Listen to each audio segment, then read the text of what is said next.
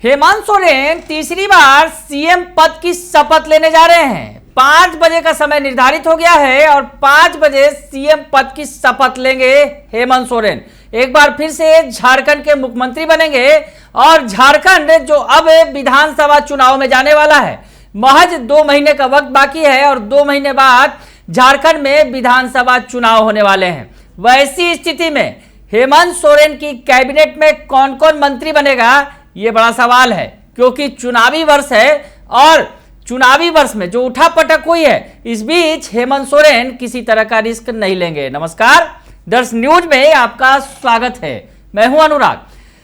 खबर बड़ी है क्योंकि झारखंड में फिर से हेमंत सोरेन की सरकार बनने जा रही है। थोड़ी देर बाद ही वो शपथ लेंगे। 5 बजे का समय निर्धारित किया गया है जब हेमंत सोरेन शपथ लेंगे। हालांकि खबरें पहले आ रही थी कि 7 तारीख को वो शपथ लेंगे, लेकिन बाद में जो खबरें आई, जो उनकी बैठक हुई विधायकों के साथ, उसके बाद फैसला किया गया कि आज 5 बजे ही शपथ ग्रहण समारोह होगा। तो ऐसी स्थिति में कौन कौन बनेगा, कौन कौन लोग हेमंत सोरेन की कैबिनेट में शामिल होंगे, तो जो चेहरे, दरअसल पुराने चेहरों की बात करें, कौन कौन से चेहरे थे और उसके बाद अब कौन नए चेहरे होंगे, तो आपको बताएं कि सबसे पहले जेएमएम कोटे की बात कर लेते हैं। चंपाई सोरेन सरकार में कौन कौन मंत्री था, यह आपको बता दें। झामुमो कोटे से यानी जेएमएम के कोटे से बसंत सोरेन, जो हेमंत सोरेन के छोटे भाई हैं, मिथिलेश ठाकुर, बेबी देवी, हफीजुल हसन और दीपक बिरुआ मंत्री बने हुए थे, मंत्री थे। हम आपको बताएं कि उनकी कैबिनेट में जोबा मांझी को आउट किया गया था, यानी जो पिछली जो चंपाई सरकार थी जिन्होंने इस्तीफा दे दिया है, उसमें जोबा मांझी को बाहर कर दिया गया था और दीपक बिरुआ को मंत्री बनाया गया था। वही हेमंत सोरेन के जाने के बाद, जेल जाने के बाद, उनके जो छोटे भाई हैं बसंत सोरेन, उन्हें मंत्री बनाया गया था। और आपको बताएं कि अब क्या होने वाला है आगे। अब जेएमएम कोटे की बात कर लें तो जेएमएम कोटे से कौन मंत्री बनेगा। जेएमएम कोटे से जिन नामों की चर्चा की, वही नाम बिल्कुल हेमंत सोरेन की कैबिनेट में भी शपथ लेते नजर आएंगे। तो कौन कौन से नाम फिर से एक बार बता दें। जेएमएम कोटे से बसंत सोरेन, मिथिलेश ठाकुर, बेबी देवी, हफीजुल हसन और दीपक बिरुआ मंत्री बनेंगे।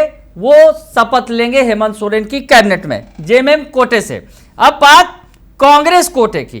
कांग्रेस कोटे से चंपाई सरकार में रामेश्वर उरांव, आलमगीर आलम, बन्ना गुप्ता और बादल पत्रलेख, ये 4 मंत्री थे कांग्रेस कोटे से। लेकिन आलमगीर आलम कैश कांड में फंसे और गिरफ्तारी हुई उनकी, और उसके बाद उन्हें इस्तीफा देना पड़ा। तो ऐसी स्थिति में कांग्रेस कोटे से ही कौन नया चेहरा मंत्री बनेगा, ये बड़ा सवाल है। हालांकि आरजेडी कोटे से सत्यानंद भोक्ता, जो एकमात्र विधायक हैं आरजेडी के, वो भी मंत्री पद की शपथ लेंगे। तो ऐसे में कांग्रेस कोटे से कौन मंत्री बनेगा, ये बड़ा सवाल है। तो उसकी हम चर्चा करने जा रहे हैं। आपको बताएंगे कि कांग्रेस कोटे से कौन मंत्री बन सकता है। तो ऐसी स्थिति में जब अभी वर्तमान जो सरकार थी चंपाई सरकार, वहां कुल 9 मंत्री थे कैबिनेट में। तो जो चेहरे हैं, जो तमाम पुराने चेहरे, चाहे जेएमएम कोटे के हों या फिर कांग्रेस कोटे के, वो शपथ लेते नजर आएंगे।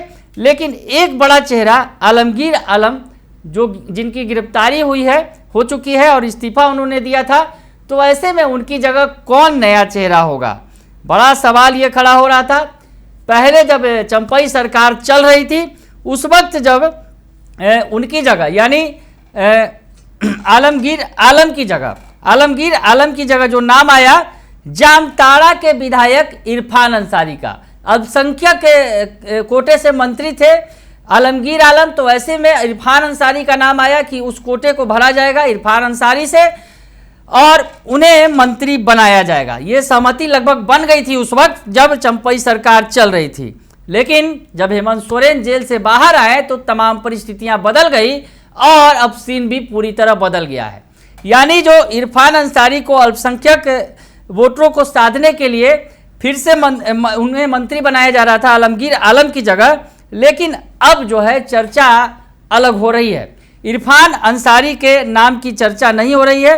दरअसल इरफान अंसारी के बारे में अगर आपको बताएं तो इरफान अंसारी पर तत्कालीन हेमंत सरकार को अस्थिर करने का भी आरोप लगा था। उनके साथ कांग्रेस विधायक नमन विकसल कोंगाड़ी और खिजरी विधायक राजेश कश्यप को करीब 50 लाख रुपया कैश के साथ पश्चिम बंगाल के हावड़ा में गिरफ्तार किया गया था।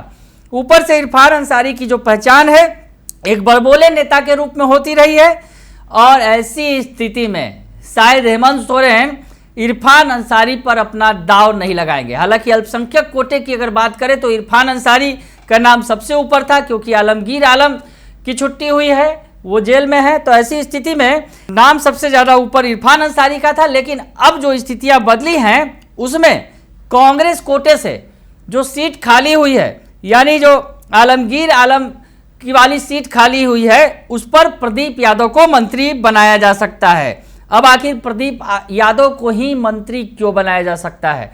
प्रदीप यादव मुखर नेता हैं और विपक्ष को घेरने में इन्हें महारत हासिल है। सबसे बड़ी बात कि विपक्ष को घेरने में और इमेज बिल्डिंग में, सरकार की इमेज बिल्डिंग में इनकी महत्वपूर्ण भूमिका रहती है। तो ऐसे में प्रदीप यादव कारगर हथियार साबित हो सकते हैं। चुनावी वर्ष है, वर्ष कहे क्या, बल्कि अब कुछ महीने बाकी रह गए हैं झारखंड विधानसभा चुनाव को।